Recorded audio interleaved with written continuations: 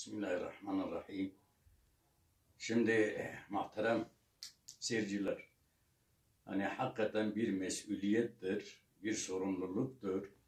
Bu Üstad Bediüzzaman'ın son zamanlarda İşaret-ül İcazi, Kızıl İcazi, bir hoca efendi de ders veriyor. Profesöre ben yazdım, kaç taneyi YouTube'a doldurdum, gönderdim. Hele ön sözünde ne kadar hata işlediklerini. Şimdi yine profesör Sudan halini çıkartıyor. Cilafaj abi der bizim Kürtlerin dediğine. Şimdi bazı zor yerlerde yanlışlığa girmiş.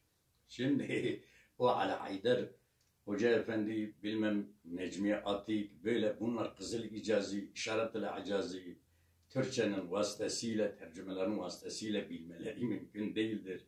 Ben şu anda hatalarını teker teker söylesem bir saat çeker. O kadar insanlar da dinlemez. Şimdi bunların kasetleri vardır bende.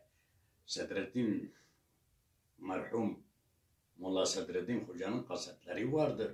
Şimdi kasetleri göstersek birkaç tane kaset ben gösterebilirim. Yani şu andaki şeylerde hep dolaplarda şeydirler. Aşan bu